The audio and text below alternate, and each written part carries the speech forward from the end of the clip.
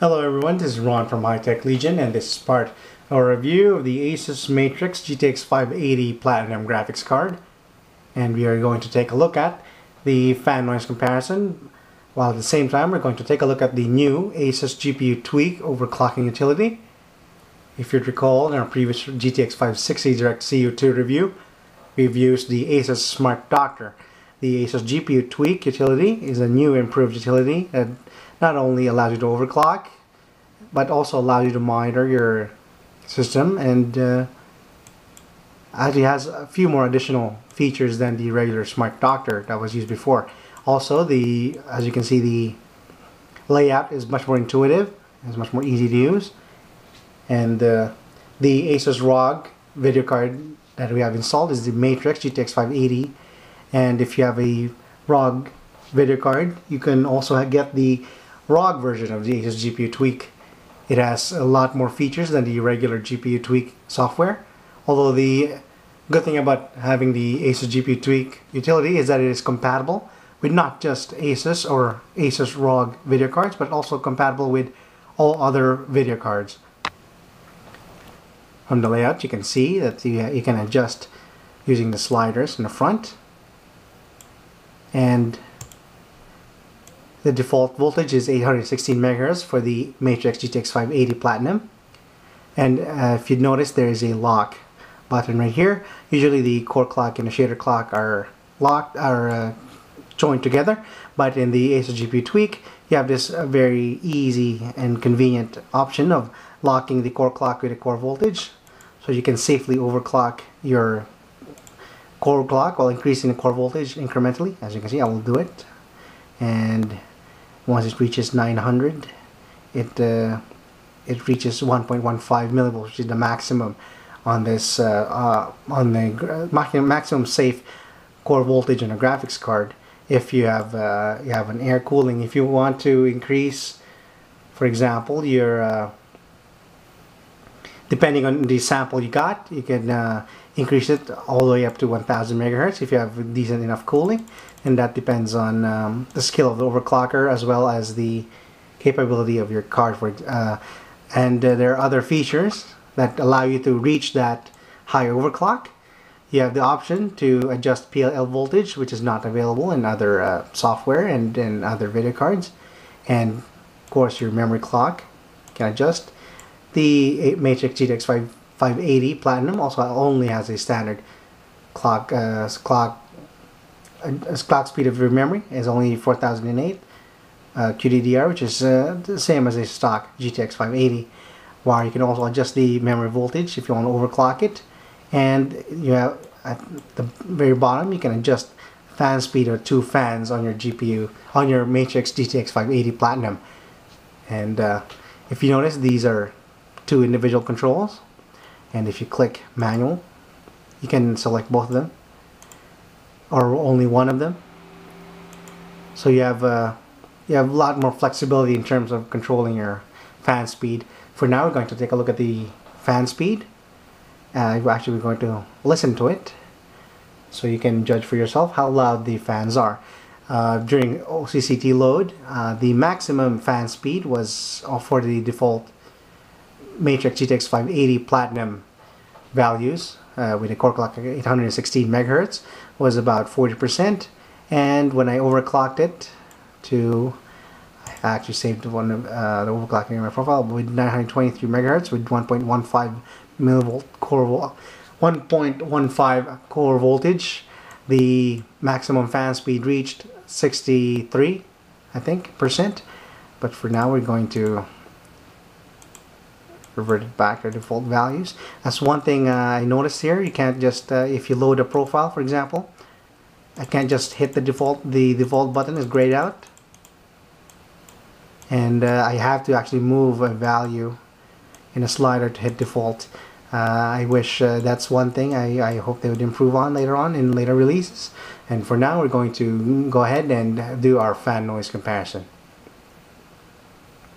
So you can see the default is 20%. I'm going to actually first we're going to take a look at the user define and see what this feature is. So you can see you can move these values around depending on the fan percentage and the degrees Celsius value, depending how you want it. And actually, we're going to go to auto and crank it up from 20% incrementally by 10% until we reach the 100%. Remember that 40% was the maximum default OCCT load, so listen carefully if it's too loud or not too loud, and so you can judge it. Usually we do our fan noise comparison with the video cards inside a case, but today we have it inside a test bench. As usual, we have it 21 inches away from the camera. The reason being that it is in a test bench is that the ASUS Matrix GTX580 Platinum has onboard voltage controls and other features on the board itself that it will be used by hardcore overclocking enthusiasts. So most of the time you will see it on a test bench rather than inside a case. And alright, start cranking up the fan speed.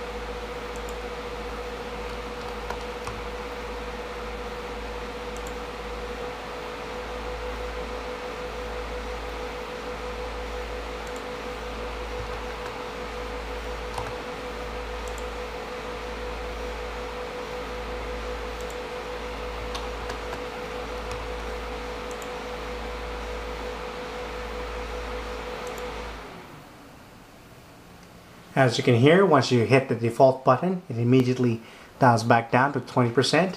It doesn't dial down incrementally. And the fan noise, since it is outside the case, I would judge it that about 40-50% is still tolerable within normal fan noise, and 60% is when it becomes really audible. And that's nice that the maximum load under OCCT is only 40% fan speed. So it's still within range, even if when it was outside the case right now in the test bench, it was still very quiet. And so it is actually a lot better once it is inside your case. It'll be a lot more quieter if you're under load. Now the difference would be is that when you overclock, of course, it will require a lot more cooling. That's why when I overclocked, for the maximum overclock I achieved in here was 923 megahertz. with the core voltage cranked up to 1.15 volts, and I didn't touch the PLL voltage and the memory voltage.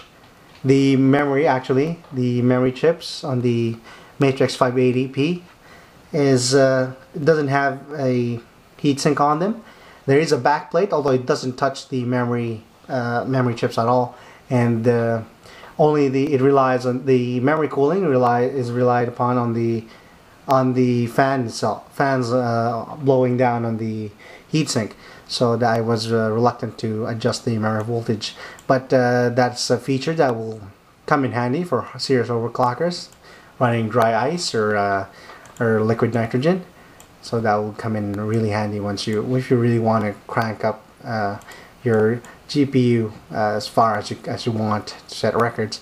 And for the core clock 923 megahertz that I've set, the fan speed unfortunately cranked all the way up to 60% to reach to cool the GPU. It was reaching 90 degrees, and I could overclock. I think I could overclock it further by adjusting the memory voltage and the PLL, but I was at that point I was thinking that 60% was a little fan speed was a little too loud already for day-to-day use, for practical use, and that's what we were aiming for when overclocking it.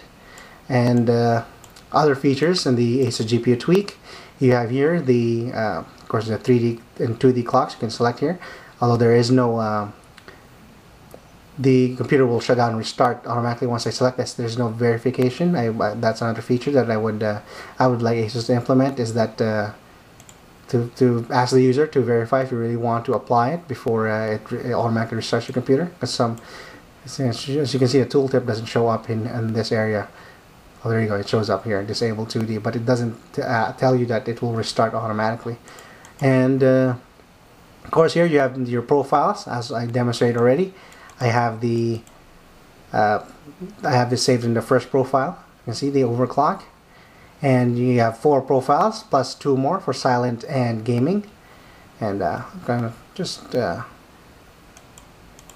to make an overclock to save one. You can see I'm gonna have to hit apply, and the save button only appears once you hit apply. So save, and it allows you to save on the 4 slots right on the left side. Cancel that. And the one other feature that I liked about the ASUS GPU tweak utility is that let's look at the monitor. You can have this is the tuning, and this is your Republic of Gamers. If you click that button, you can see the GPU tweak memory tuning. See, you can control each individual setting for your memory on your GPU. 3 for advanced overclockers, and you have right on this lowest button right here in the lowest left hand corner, you have the monitor. It takes a while to load up. There we go.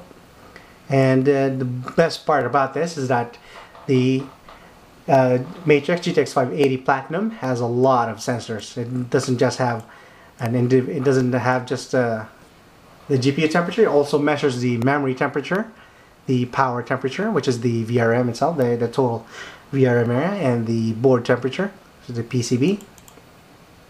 Of course, you have your GPU usage, your FB usage, your vid usage, and your GPU voltage and memory voltage, and your PLL voltage, depending on the setting you've set here on the tuning area. And of course, it shows you the GPU fan speed in RPM and percentage. And these are both individual fans, both fan 1 and 2. You can set it here, core clock and memory clock, and you can adjust it by clicking this setting button right here. You can disable or enable which monitor item you want to disable. And there are some features that are still not available yet. I tried clicking on the widget of the display. Only the full skin seems to be available. And you can detach this from the main GPU tweak utility by this lock icon in the right hand corner, upper right hand. so you can move it around.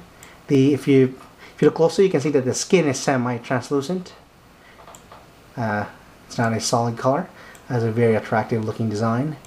A lot more attractive definitely than the ASUS Smart Doctor. Go back, you can see the monitor there. You can leave it on, attach it, and also this has a live update feature. Click that. It updates the. You can. I'm not sure if it's live yet, but oh, I think the GPU tweak crashed.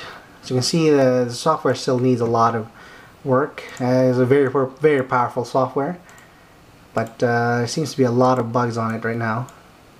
There we go. Got it back up. See the live update, and I'm not going to click on check update because it will crash again. And check out the settings menu. And you have here the the option of launching GPU tweak when you launch it when you open Windows, and of course another option to minimize it whenever it launches. And also of course the GPU tweak monitor startup, the same options if you want this window to open. And the tooltip is enabled right below. As for tuning, you have you can adjust display priority here. You can move it around. Like for example, I don't mind about the VLL voltage. I'd rather look at the fans at the top immediately, so I'll move it. I can just drag and drop to the top, and of course you have the checkbox here that allows you to keep the setting for the next start and close application. And this is a benchmark. You can load your favorite benchmark program. You can find it. You can just type add it on here, and then it will launch whenever you hit the benchmark button. And of course you have another option for the live update. Allows you to update the GPU tweak utility. You can set options between once a week, every day, or once a month, or allow you to not be notified at all. Allow you to disable it completely. And the recording right now is grayed out. You have the option, but you can see some of the options that will be available on future GPU tweak releases. You have the film size. I can't click on anything because it's grayed out. But the film size appears to be 720p. I'm not sure if they will allow you to record full 1080p like you would with Fraps, and of course you have the frame per second control and the audio source, and finally the file format you can save it to. And finally you have the final tab on the right side is the hotkey shortcut. You can in case you're in the middle of your desktop or gaming and you have the GPU tweak minimized or onto the side, you can just use your hotkeys to either apply your profile or like depending on the game or depending on the application, and also adjust your overclock, your core clock. You can only have the option to adjust your core clock from the hotkey, so you can adjust your core clock up. The default is Control-Alt-U and Control-Alt-D for the core clock down. And finally, the GPU tweak actually has a built-in GPU Z version, and which is right here at the bottom. So we click on Info. See it launching. There we go. Shows you it doesn't have the sensor window of the GPU Z, but it has the information window. You see that there GPU clock there, and I will show you something. You can see this burn button right here. It has actually not it allows you to save your overclock onto the BIOS itself. If you recall on our video card overview of the Matrix GTX580, it has the redundant BIOS safety button at the back. For example, I have this safe overclock right here. I've tested it already, burned OCCT, and I ran all my benchmarks on the final review. This is the settings. These are the settings I've used for that, and let's hit burn, and shows you the GPU tweak that are you can see the memory timings and the core clocks, the 2D clock and 3D clocks, and the fan setting. You can just burn that. And this is the information it says. Do not turn off the suspended computer until the update has been completed. If the update progress is interrupted, the board may be damaged and broken. Please press OK to continue. Okay, so later on, once it is done, we will see that the default clock, right now the default clock is of course 816 megahertz. We'll see that the default clock will be the overclock setting that I've used. Hit OK. and hopefully this part of the software is bug-free. Of course, it is advisable not to touch your computer.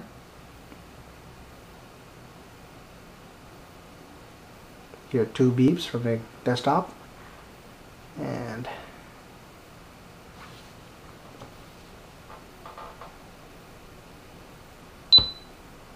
there we go.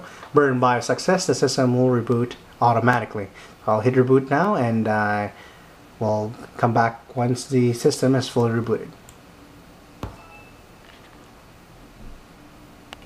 Here we are. Our system is finally booted after the burn, and as you can see, the voltage values you can see are the overclocked voltages, and to verify, of course, we're going to launch the GPU-Z utility, and seems to be a bug. Says could not start driver, system cannot find file specified. So let's try opening a regular GPU-Z window right on the built-in one, and we can open a regular GPU-Z window fine, but the RoG GPU-Z seems to be having some problems opening. Now as we can verify here, you can see the default clock. Zoom in the camera, you can see now that after we burned it, the default clock is now the overclocked. It was actually inside the BIOS now, instead of it doesn't say 816 megahertz. So even if I hit the default button right here, it will revert to 123 megahertz.